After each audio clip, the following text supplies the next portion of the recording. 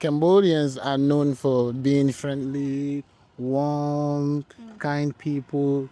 But what makes them angry?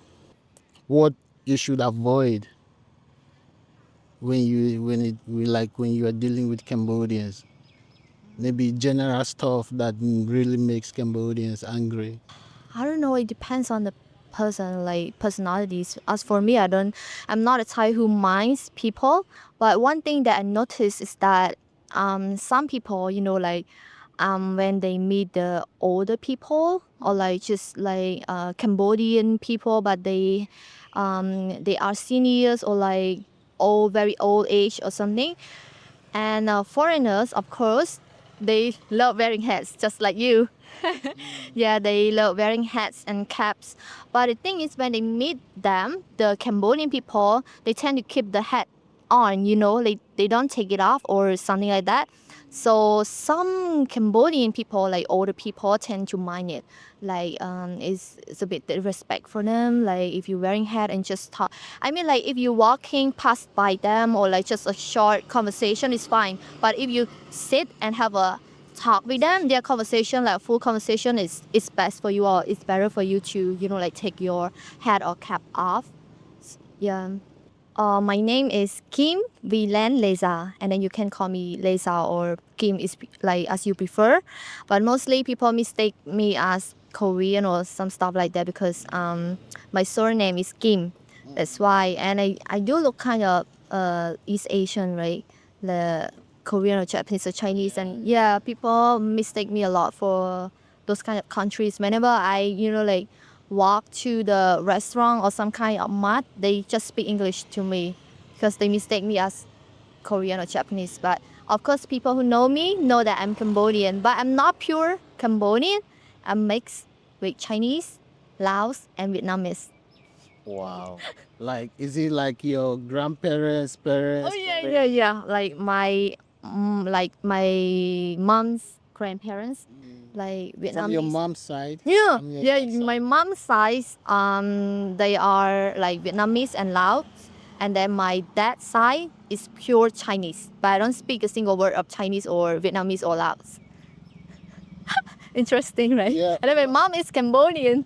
My dad is also Cambodian, but he has like American, what do we call like nationality, right?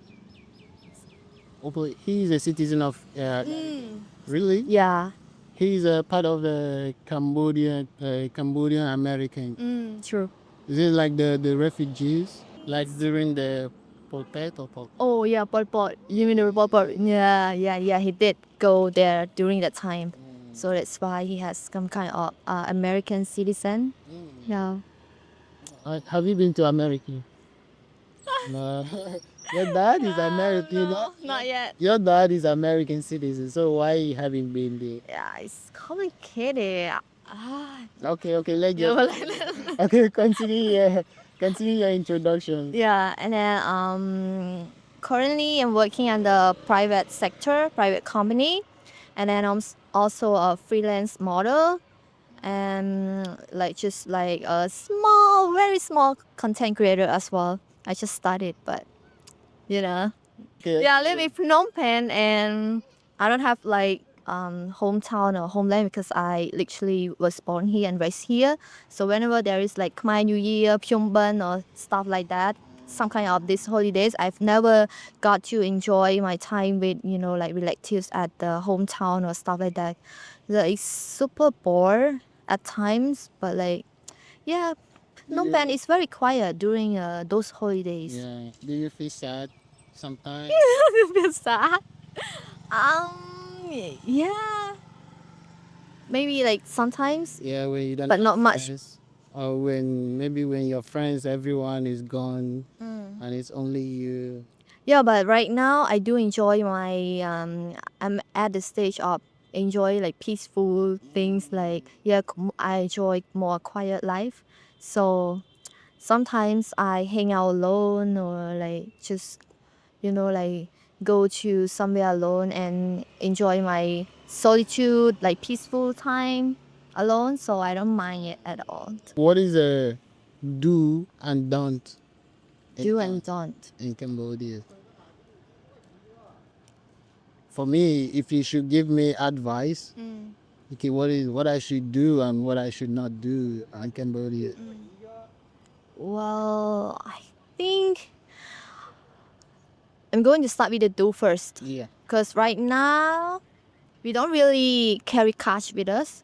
We have the QR code, you know about it, right? Have you created one? Yeah, sure. Yeah. I don't even have Because cash anymore. yeah, so it's very easy. You just can go anywhere cashless, and then just create the QR code in any bank, you know, and then you can just use it any where you go, and it's super easy. And I really recommend for the expat who lives here, of course, to create like QR codes so that they can easy go cashless, and like it's also like more safe for them, not carrying, like big bags full of money or full of cash. And if you plan to live here for quite some, like a long period of time or like a year or two, I think it's best for you to learn Khmer, because if you know Khmer, you can go anywhere super easy. Even when you go to the local markets, you can just like bargain, because mostly like the vendors there tend to like double the price, and then stuff like that. So if you know Khmer, you're going to bargain with the sellers there, and then they will like no they will think that okay, you know how it works here, so they don't really like cow you like that, stuff like that. So I think it's better for you to know some Khmer, and of course people tend to be more connected with you if you speak their language. Of course, I like it when like when foreigners speak Khmer to me, I feel close. I feel closer to them, and that's why whenever like foreigners talk in Khmer, I don't judge them. I would like compliment them like, oh, you're so good at Khmer. So I love it. Like, how long have you been learning Khmer? Stuff like that, because it encourages people to be more confident, and then we can have a good, like time with them more comfortably. And I really love that kind of, like things. And I also think that maybe they enjoy living here. They love Cambodia. That's why they take time, like, like put effort in learning our language. And I really appreciate it. Yeah. And so another do is traveling.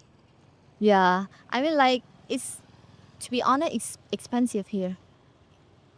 Even as a Cambodian, I also think that things are expensive here, but you can go, anywhere cheaper or free. Like I don't know, like right now we at the Gopik, like Alicia or something. You just walk around here, and then they have so pretty view, and then just walk around and then have some fun with your friends. And also there are so many places that just like develop this state, like Gonorrhea, or so many interesting places you should visit. And I really recommend it. Like just travel anywhere around Phnom Penh, or travel around Cambodia, not just being in hotel or like your apartment. Yeah, like explore the cities. The dance. I don't know if anyone has ever mentioned it, but like I've seen some foreigners who are like travelers here. They tend to be like not being conscious about, like, I saw them like pick up the phone on this under the street, or like the open space. Like, I don't think it's a good idea for you to just pick up your calls anywhere that is phone on the way. yeah, you use your phone on the way, or like holding camera, or like holding phones in tuk-tuk or stuff like that. I mean, like, you should be careful at all time, even if you travel anywhere else besides Cambodia. You should be like aware of surroundings, and you should be careful at all time. I think it's best for you to like be conscious, and then just grab on your phone, not just being too like unconscious, and then just let it be. I don't yeah. And then another dance, don't ask them like some kind of personal questions, like when are you going to get married or stuff like that, because it's quite sensitive for us. Or like how much do you earn, because Cambodian people tend to be very sensitive about it. I mean, like, for me, I don't mind it, but like You know, like if someone not really close to me ask me this kind of question, I also a bit, you know, like find it a bit sensitive. So I think it's better for you not to ask them this kind of question, like personal questions, like when are you going to get married, how much do you earn, or like are you in relationship with this person or that person, or some stuff like very personal, you know. Maybe it applies to anywhere else as well, like I think the one you mentioned about the how much you earn. Also, I also don't like it. I think it's too much information for me if I'm giving it out. yeah, true, If I need to tell you, that means you are super close to me and I can trust you. Yeah, So I think maybe it's not only for Cambodians. It's also true, other true. place. Or like you or maybe like you mentioned about their appearance or something, you also don't like it. I mean, like we kind of indirect in a ways, you know, like not a straightforward kind of culture. We are conservative in a way, so sometimes it's best for you not to say things directly, just you know, like a bit indirect if you want to mention something, because if you say things straightforward and like very direct, they tend to be very hurtful, like they take it very personal. We do have a big heart, but like a small heart, like a very sensitive heart. Yeah, we friendly, but we also sensitive. Some people or some, you know, like other foreigners, they tend to talk loud. Yeah, and then we don't like it. Like we prefer it to be in a very kind of peaceful talk, like more calm, stuff like that. What do you think foreigners did not know about Cambodia? Something you should correct them, or something you've had people you have that like you had them saying, and you think no, this is not. This is actually a lie, or some of the misconceptions out there. Yeah, the misconception about Cambodia is being poor. It's not all true, and it's not all, you know, like fake as well. The thing is, there is quite a big difference between poor and rich people. It, you know, like if people are rich are very rich here, and then people are poor is very poor here. But the thing is, Cambodia, you know, like being developed a lot this day. We have so many tourist spot, interesting spots, so many, you know, like attractions, and you know, like Kampot, very hot spot right now for tourists. They have so many interesting spots, and then also, I think Cambodian people tend to drive very expensive cars here. When I travel to other countries, I don't really see many people as much as us driving the expensive cars. Yeah, That means there's they must be very rich. a lot of expensive cars. Yeah, there are a lot. This is one of the first culture shocks I Yeah, get when I came to Cambodia. yeah, that's true. I was like, even this type, the type of cars that I saw here, I never seen that. Yeah, The first time ever in yeah. my life, you know, Right, right. I'm seeing it in Cambodia, you know, Wow. because of the past. That is why it's actually coming up now. There's so many development for me, if you ask me. Yeah. Yeah, that's true. Yeah, there are so many developments. Even right now, we're walking at the Gothic area. Or you can see the buildings right here. I don't know, but it looks very modernized, and then it looks so foreign to us, which we have never had this kind of buildings before. And so many things that you should enjoy here, even the food, the culture, and like I think we're so rich in so many things like attraction, tourist spots, some kind of it. And I don't think that you could ever find things like that anywhere else, and especially the Angkor Wat or like in Siem Reap, Angkor Wat temple, like it was like the world's heritage.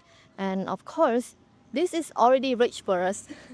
You know, like you cannot find Angkor Wat anywhere else. What is the best way to make friends with Cambodians? The best way to make friends, um I think I've seen so many foreigners in the Basak land, you know, the space around there. Yeah, the Basak land, the Lanka land, because of that, I think you could easily find foreigners and Khmer people mixed together. Then it's best. I think it's some kind of good way to make friends over there. You just go having fun and then approach the, like friends, just like maybe like chill out together, like have fun, have a talk, and then just eat out together, like go for a drink or stuff like that. Because it's a very hot place for Cambodian right now. Most people, like, like even my friends and I, mostly go there during the weekends, like just for hanging out, just for go for a talk or drinks. I don't drink, but like but like just like we have some dinner together, like like chill out. Because I think we have so many they have so many restaurants or like cafes over there. So So the pubs, yeah, there's so many foreigners visit. I don't know how they know that place, but it's cool, yeah, for them to make friends over there. And I've seen some of the people, like approaching one another, like, hi, like, how are you? How long have you been here in Cambodia? And then the conversation started from there. Because the moment you approach the other, that moment you're starting to make friends. So it's very, like it's more comfortable for you to make friends over there, because people tend to be more comfortable, open. Yeah, that's why you can easily make friends over there.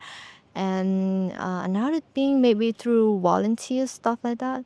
Yeah, at the NGO or like some kind of, I don't know, but maybe volunteer also makes a good experience with local people, or like if you want to make friends. Cambodians, you guys are shy. Yeah, very shy. So I don't know how to tell you this, but like even us Cambodian don't approach Cambodian as well. Unless we know each other or like some kind of like networking, or like if you have friends, your friends come together with you, and that's when you introduce your the other friends to your friends or stuff like that. We meet through friends.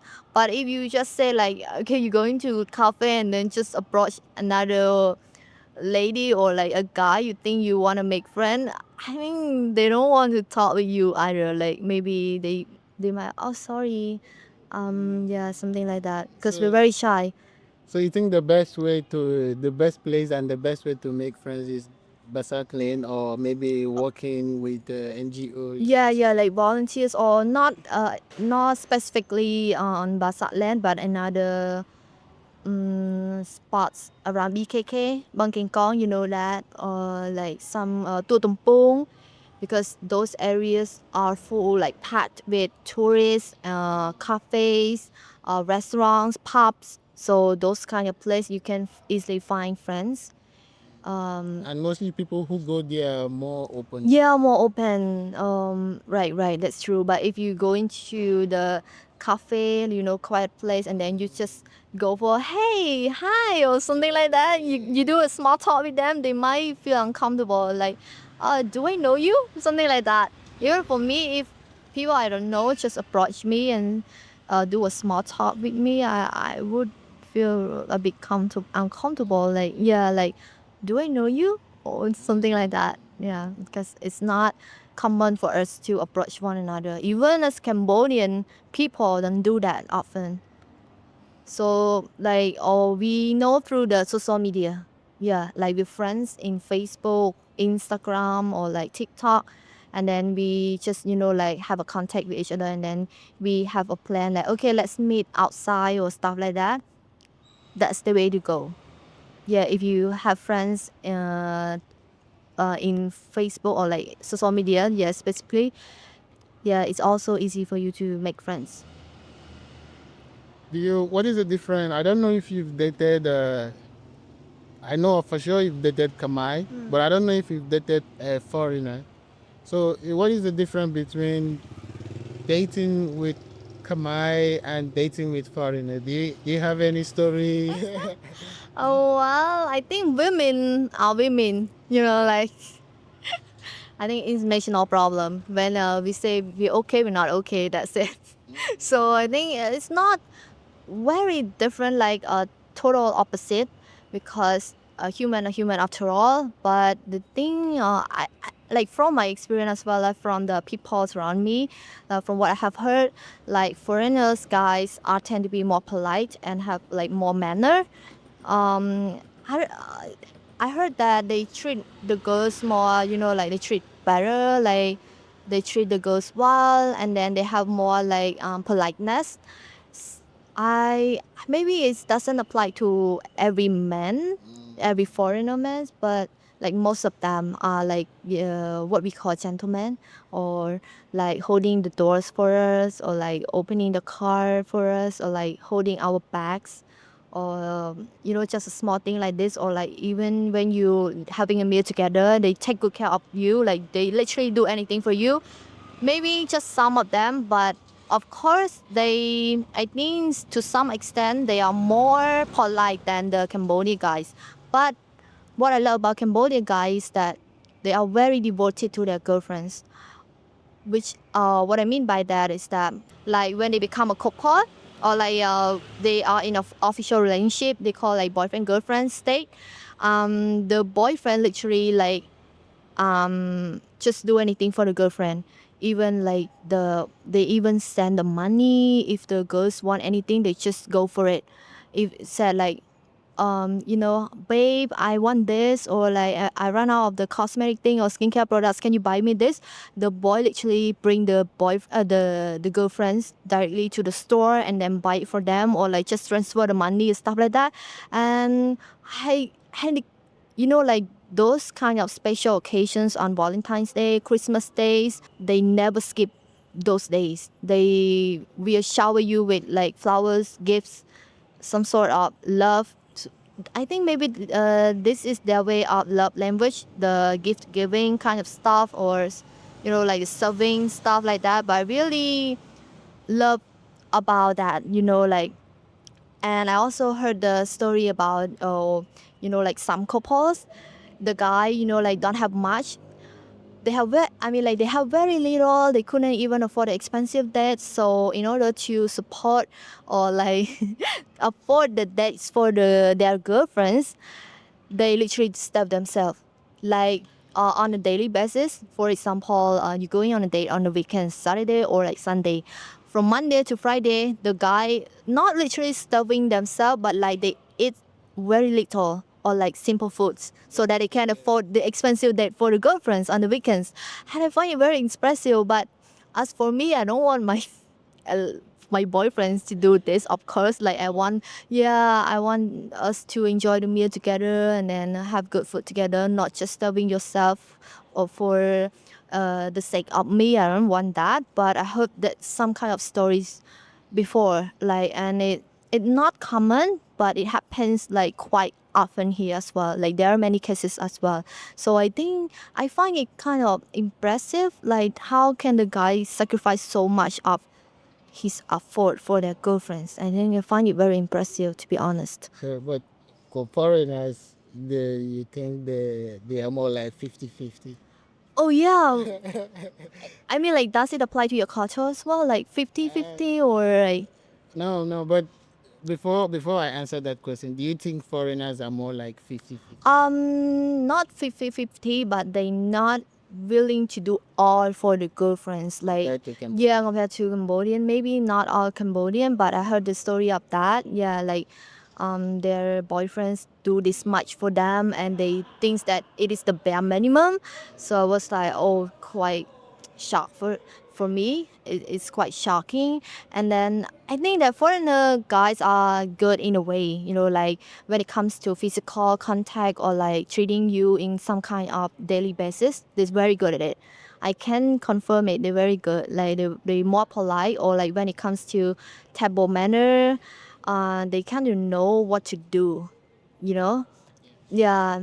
In So. my cultures, the men take care of Oh, really? yeah, yeah, yeah. Yeah, because men are the provider here, so that's Sure, why. I think the same. No, I think it's the same back home. Oh. But for sure, if you have understanding girlfriend, then when you have your responsibility is to take care of your Ah, wife. that's good. But if you don't have, for sure your girlfriend will understand. But Yeah, yeah, sure. once you if you have the money, you need to take care of it. Yeah, but I don't mind. Like I don't say that it's important for the man to be the provider at all times. Sometimes the girl can also put the effort. You know, like 50-50 date is not a big deal these days. People can accept it because you know, like you cannot just force the man to do all the things. You have to do the you know the other part as well because in relationship we both have to share everything together. I think it's the best way for a relationship to be go on in a long term. You know, like if we just think of the man should be the provider at all time, I don't think it's gonna last long. Yeah, you're right. You're right. So that means you believe in 50-50. Yeah, but if the man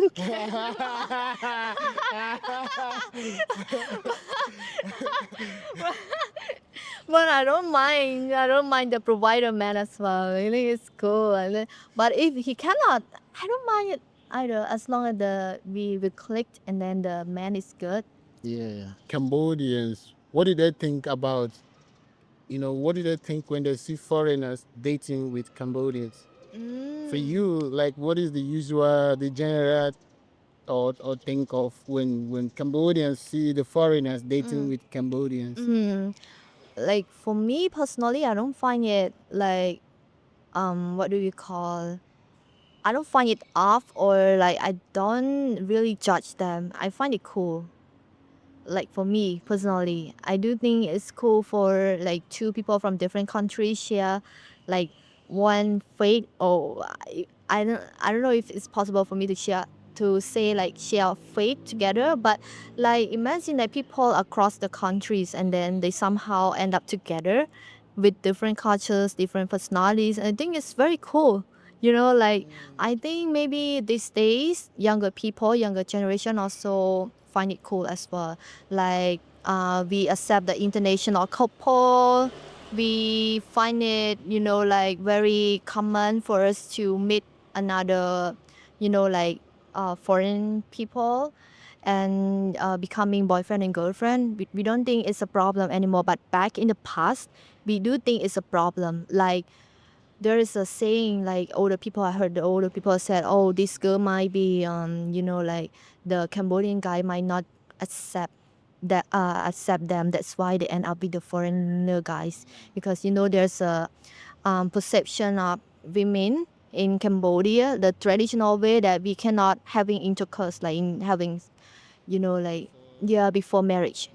Yeah, so the older people tend to think that of course they're gonna do it if they meeting the foreigner guys, and that's why the Cambodian guy cannot be together with those kind of girls. So they have kind of very old traditional way of thinking.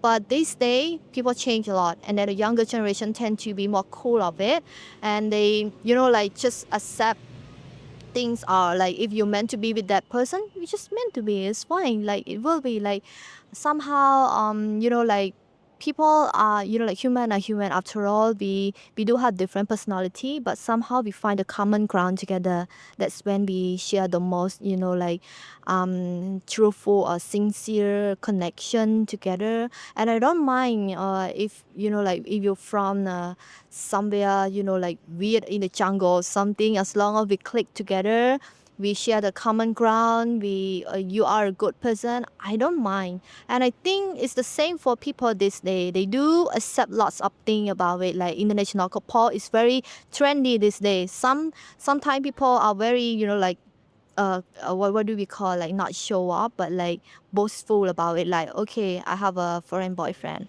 you don't have one. You like this it becomes a trend right now.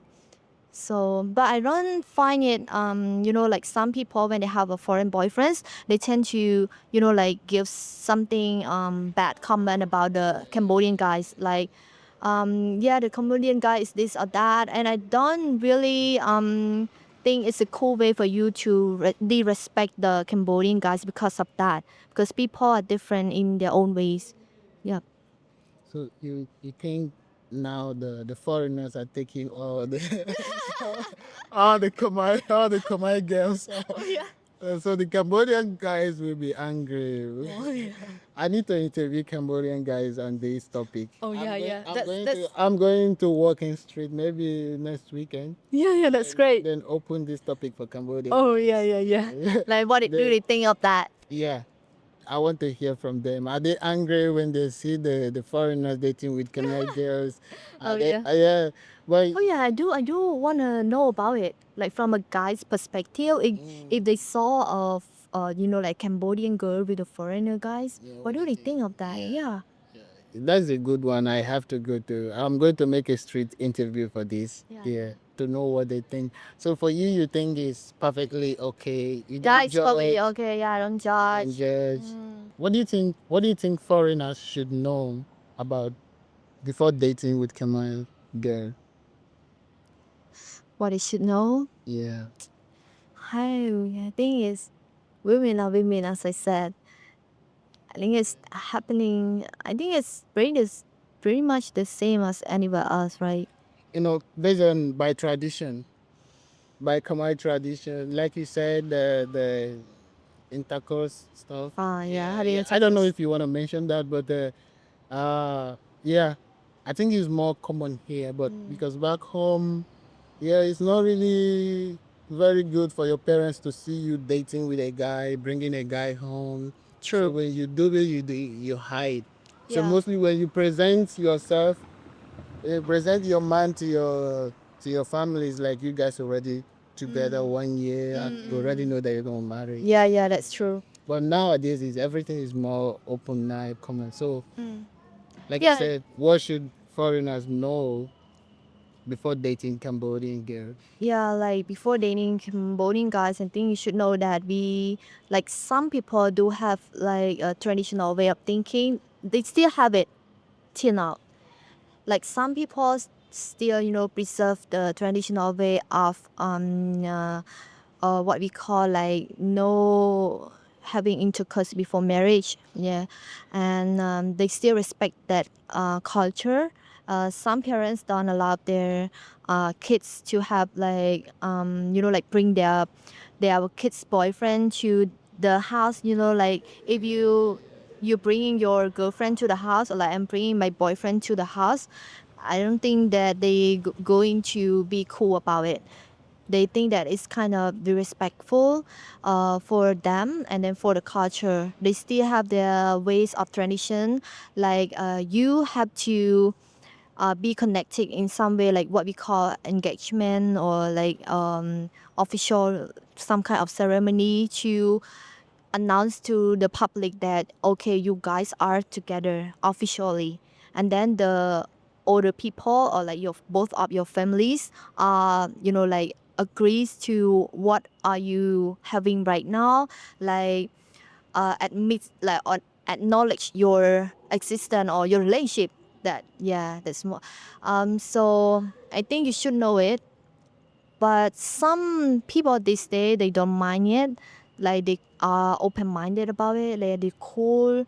And then another thing is you should know about Cambodian girls is that they are very shy. If you're meeting the typical Cambodian girl who's not used to the Western culture or like not Westernized yet, you're gonna like you just have to like what do we call like study the girl more, like how the girls going to like this, or how are the girls going to like react to what you're doing, or like how are the girls having in their minds, or you have to study them. Yeah, of course, Yeah, it takes time to yeah, understand. yeah, it takes time, right, right. But just that maybe they should be patient, like be patient enough to give them time. Of course, Yeah, they that's will a take good time. point. Yeah, they will take time to adjust to it. Either you learn from them. Of course, you guys need to learn from each other. True, true. So to have a better relationship for me, yeah. Yeah. Oh, for sure. From my own experience, I already know that Khmer people, Cambodians are more shy. But if you meet the one that already like have a thing with foreigners, they tend to be more open, like very open. They are very open. Yeah, they're Some of them are even very active, like very active. They make plans. Oh, we need to go to this beautiful place.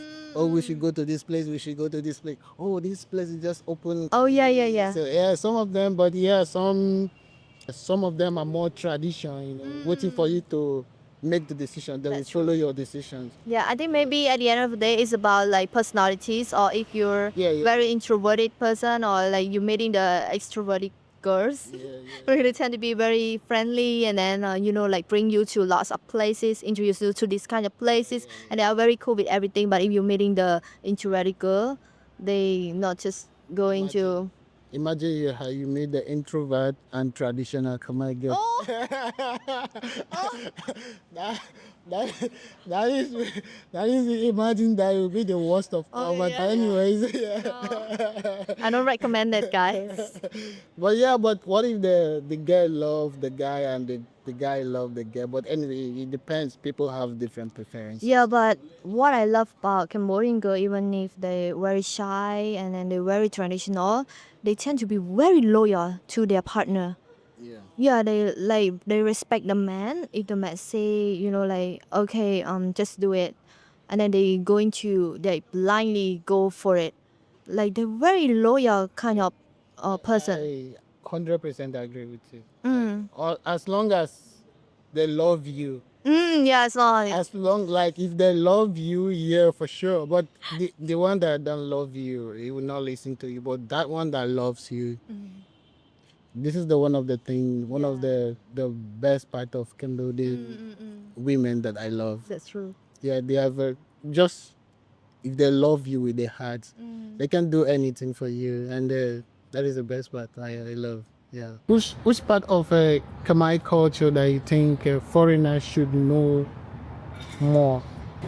I mean, like, you know how to respect the older people by doing, like some prayer, or like chumrip suo, but then you put your hands together like this. They kind of like it. Like, if you think that, okay, you're a very respectful person, you know how it goes here, and then they tend to like it a lot. And you say chumrip suo, that means you're so full, you're so bon. And or whenever you want to say thank you, you also Akon, yeah, that's a good way to like approach the Cambodian people, or like you should know as a foreigners. What is the advice you should give the foreigners, the tourists who want to visit the country? I think they I think they should study a bit about our culture, or like stuff like that. Then it's easier for them to travel, like travel around the city, travel around the places, so that they can feel more familiar, or like not really experience the quite a culture shock or something. Yeah, like um and there is one thing that they should know as well about, like, regarding the transportation, because right now you can easily grab the tuk-tuk. Yeah, have the tuk-tuk. Yeah, so, but I really don't recommend them to just call any tuk-tuk randomly on the street. And also, if you have like Cambodian friends, it's also good for you to explore the cities in a real way of like how Cambodian experience in live life, because foreigners that do not really know places that Cambodian people know, because we have like our own places where only Cambodian hang out, and you just go there and then see only Cambodians, and then it's a real local experience. And I really recommend you to have like one or two Cambodian friends, so that they can introduce you to some kind of places. Yeah, but it's fun, like it's more fun to experience the real life Cambodian places, or so like that. Yeah, and then you are more comfortable, and the travel is more like safe, because you have someone you know the place well, and then if you in need of help, we are willing to have you or stuff like that. So it's really convenient for you to have like backup, or like friends, Cambodian friends. Yeah.